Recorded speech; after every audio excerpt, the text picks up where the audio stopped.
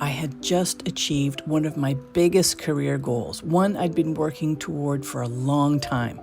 And I remember clearly that I was standing in the middle of my kitchen, bottle of champagne chilling in the fridge, phone calls, emails of congratulations rolling in, and all I could think was, why does this feel so flat? I didn't feel ungrateful. I just felt unconnected from the feelings I knew I should have been experiencing. I mean, this was a huge accomplishment by any standard, and yet I wasn't experiencing the level of elation I would have expected to feel. All the people around me were far more excited and joyful about it than I was, which was a little weird. But I also realized in that moment that something was really off about the whole thing, and I needed to dig into it and find out what was going on. And that, my friend, was the beginning of something really revolutionary. Welcome to Wise Minds, Wild Hearts. I'm Kip Clark, and today I'm going to look a little deeper into why sometimes, or possibly all the time, hitting your major goals doesn't feel like you imagined. And I'll talk about what to do to change that so that you can experience the deep joy and fulfillment you are meant to feel when you accomplish something big and important in your life. Because here's the thing, if you're experiencing something similar, I want to impress upon you that you're not broken. There's nothing wrong with you. You've simply outgrown your current blueprint for happiness and fulfillment. So that empty feeling inside is not a sign of failure in any way. It's a sign of your soul's evolution. So think of it this way. Imagine you've been building a beautiful home. The foundation has been laid, and floor by floor, window by window, the home is coming together. But over time, your taste in architecture has changed. Maybe it's the blueprint you've been working from that wasn't yours to begin with. Maybe it was somebody else's version of an ideal home, but you've been working so hard to make it happen, you didn't realize it was the wrong blueprint for you. Or maybe it was the right one for you at one time, but the person you are now no longer fits this blueprint that was created years ago. So it's not that this beautiful house is all wrong, it's that your soul is ready to renovate or maybe even move entirely to reflect the values that are important to you now. And this is what's known as the success paradox. It's when we build our lives with everything we think will bring us fulfillment, only to realize we were actually using somebody else's blueprint by mistake. And then what happens to that beautiful home? Well, the walls start to feel tight. The floor plan doesn't work anymore. And this home you built with so much intention no longer feels like it was built for you.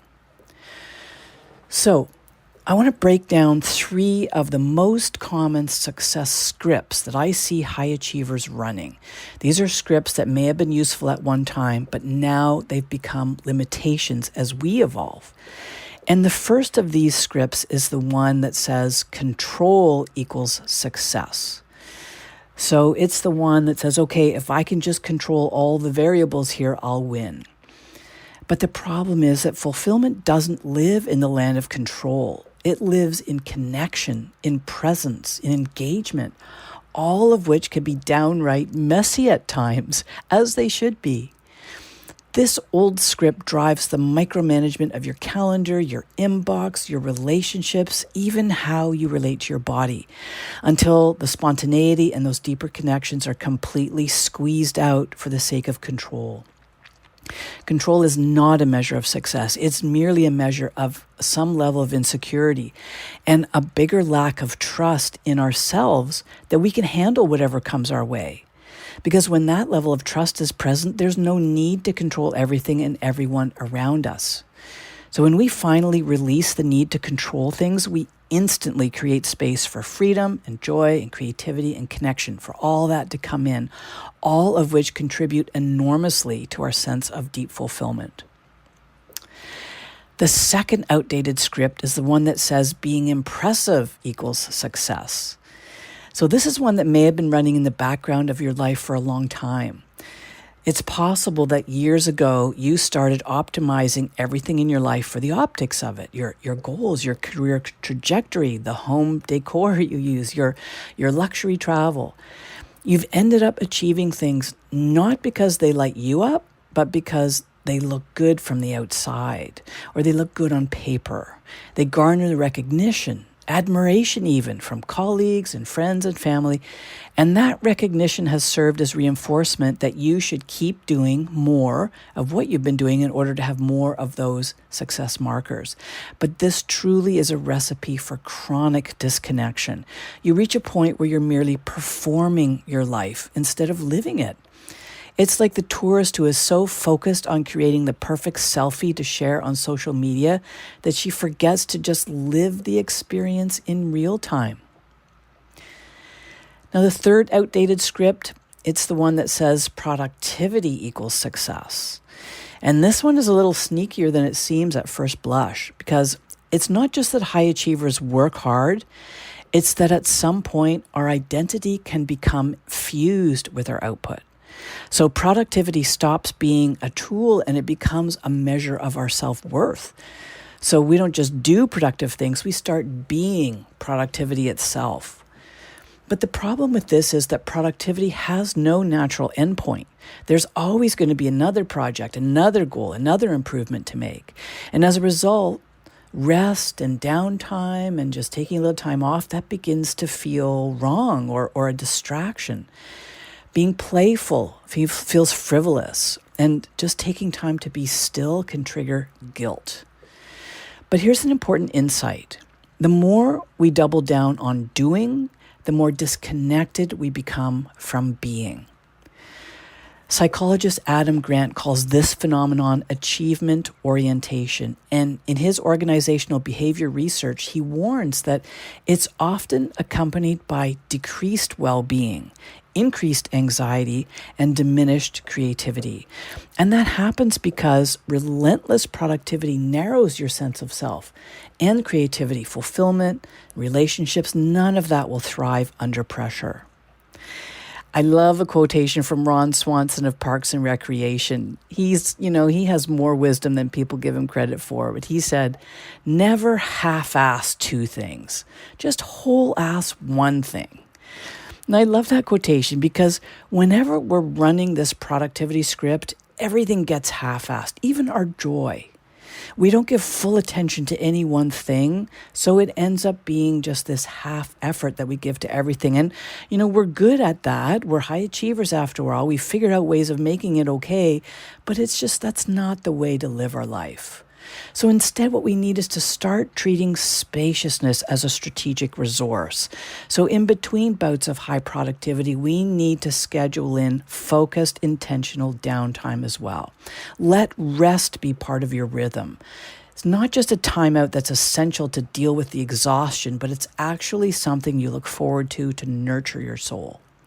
A thriving life isn't something you earn after spending most of your adult life working hard. It's something you get to cultivate right from where you are right now.